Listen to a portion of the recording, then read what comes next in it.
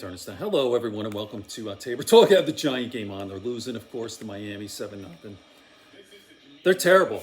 They're 1-3, and they're in trouble. People were excited about this year, making progress. Like, obviously not real competitive, but better than making progress with Dable. But anyway, not going to get into sports. And by the way, I love this time of the year.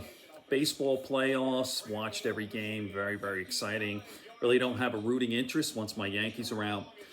That's it. My Cowboys tonight against the 49ers, probably the biggest game of the early NFL season. Okay, let me turn this down here. So, the Trump is absolutely in trouble with all these indictments earlier in the week. The civil trial in New York with, Letitia James, the civil suit for $250 million. All right.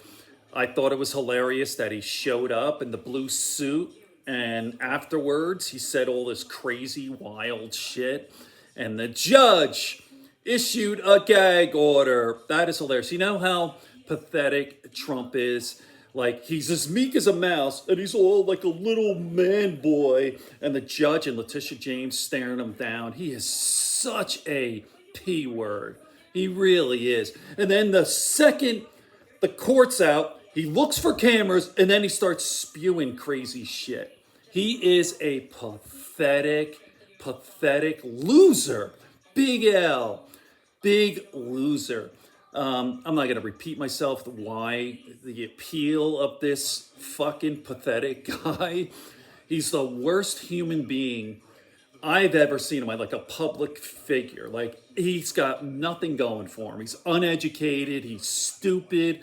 He's an awful person. He's a civilly liable rapist. I could go on and on and on. He's got nothing. And he's not funny, charming. He's just an awful monster.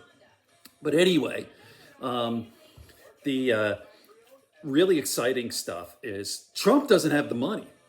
He's basically broke. He's living off of these, you want to call losers, these mega losers who are sending their, I don't know, who are living on fixed income, sending their insulin money to him, to an alleged billionaire. He's obviously not, but they're sending his money. Most of those older boomer Fox News, I don't know. He's got some young followers too. It's a whole, but the big bulk of it is that, I think, if you look at the demographics. So here's the exciting part, right?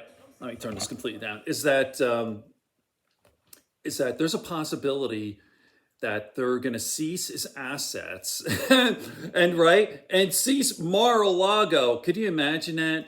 Government taking it down. How about knocking it down? They won't do that, but seize all of his assets and start auctioning off all his personal property because he doesn't have the money. The guy is a fraud. And if you look at the indictment, the incredible detail is astonishing.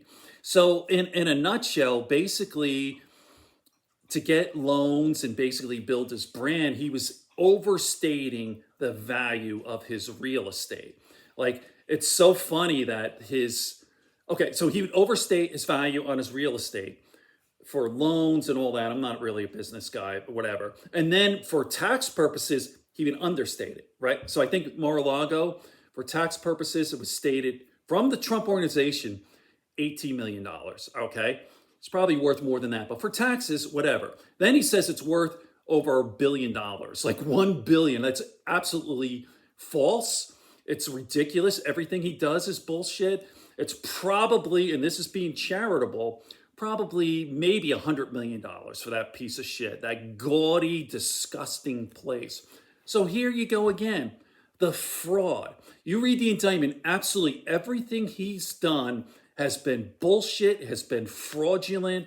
He's a complete scam artist. And I can't believe that people fell for this fucking guy. Like, even people put him on television, The Apprentice. I knew it.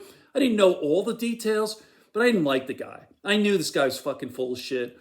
I'm older here. I remember this guy from the 80s, even probably from the 70s, but I really when he became sort of prominent in the 80s, my father was saying, look at this real estate guy. He's like a big deal, in New York. I'm like, oh, okay, I'm open-minded about this. I saw him in an interview. I go, this guy?